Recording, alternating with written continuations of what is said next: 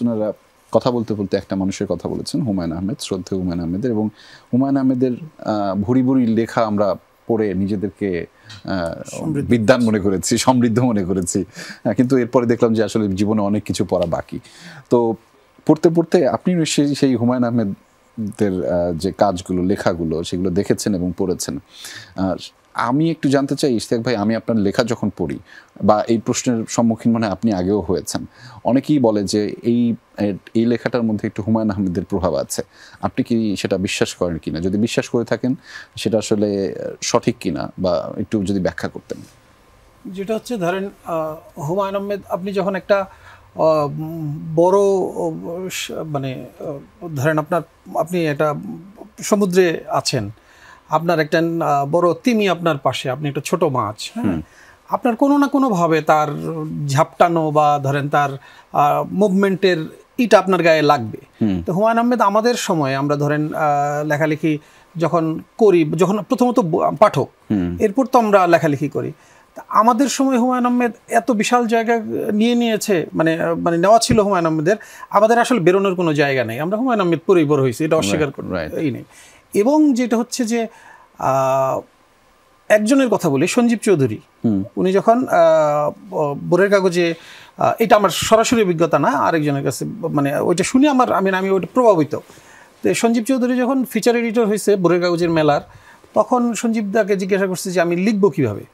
বলছে যে তুমি প্রথমত হুমায়ুন আহমেদ করবা, কারণ তুমি যদি ঝরঝরা এবং মেদহীন কোনো লেখা লিখতে চাও, তোমার এইটার কাছে যেতেই হবে। এবং আমি আসলে ঝরঝরা মেদহীন লেখালেখি করতে চাইছি, এবং সেটা হয়েছে কিনা আমি জানি না। ধরেন এইটা আমার এখনও চেষ্টা হয় যে আমি আরশের সাথে আমার দেখা হইলো, এইটার সাথে আমার ওই সূর্যের সকালবেলা সূর্যটা কেমন ছিল এটা আমার প্রয়োজন নাই।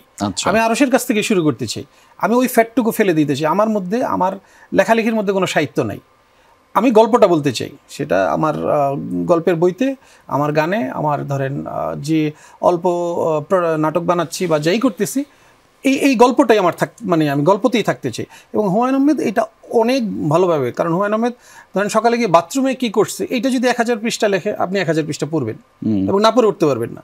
এইটা হচ্ছে ধরেন ওইটার প্রভাব কি আপনার লেখার মধ্যে পাওয়া যায়? মানে আপনি যদি আমি চেষ্টা, মানে আমার এটা বলতে অসুবিধা নেই, কিন্তু আমার মধ্যে আমি চেষ্টা করছি যে আমি আসলে একটা সময় হুমায়ুন আহমেদ হইতে চাইছি। হ্যাঁ, এটা হয়তো পরে আমি চেঞ্জ করছি, কিন্তু হুমায়ুন আহমেদ হইতে চাই, কারণ আমার হচ্ছে লেখালেখির জায়গাটা এখনও আমি বিশ্বাস করি, মেদহীন লেখা লিখতে হইলে আপনাকে যে ফরম্যাটে যেতে হবে সেটা হুমায়ুন আহমেদ। আচ্ছা, মানে যদি 80s সময় থেকে ওনার জনপ্রিয়তা বাড়তে থাকে, বিশেষ করে লেখালেখির ওই সময়টা থেকে, এবং তারপরে 90 দশকের শুরু থেকে তিনি আসলে নির্মাণ কাজে যখন নিজেকে জড়িত করলেন, এবং আপনার ক্ষেত্রে দেখলাম যে একদম 90 দশকের শেষ সময় কিংবা 2000 সালের ওই সময়টাতে আপনার লেখালেখির ব্যাপারটা শুরু, এবং দীর্ঘ সময় ধরে পথ চলার পরে আপনি নির্মাণেও আসলেন। এর মধ্যে গান লিখেছেন, গল্প, কিংবা আমাদের প্রিয় বিচ্ছু, সেটাতেও লেখালেখি করেছেন।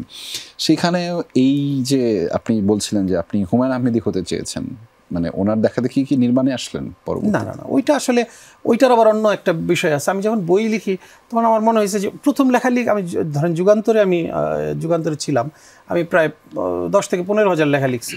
আমার মনে হইতো যে সব লেখাই বোধহয় মানুষ পড়তেছে। বই যখন করলাম আমার মনে হয়েছে যে সবাই বোধহয় পড়বে, কিন্তু বই তো বিক্রি হয় খুব সামান্য, 500, 1000। পরে দেখলাম যে ধীরে ধীরে বইয়ের জায়গাটা একটু কমে যাচ্ছে, মানুষ দেখতে পছন্দ করে। যে গল্পটা আমি লিখলাম সেই গল্পটা আমার মানে পড়ার চেয়ে দেখতে পছন্দ করে। তখন আমার মনে হলো যে আসলে তো আমি আরেক দিকে যাচ্ছি, মানে আমার গল্প তো মানুষের কাছে পৌঁছাইতে হবে। তখন আমি আস্তে আস্তে ধরেন এই ভিজুয়ালের জায়গাটাও চেষ্টা করলাম আর কি, যতটুকু হয়।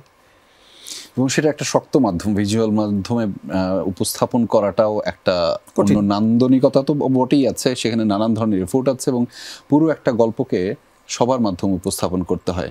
না, ওইটার আরেকটা বড় বিষয় হচ্ছে ক্যামেরাটা হচ্ছে একদম পাগলা ঘোরা, আপনি এইটা লাগাম টেনে ধরা খুব কঠিন।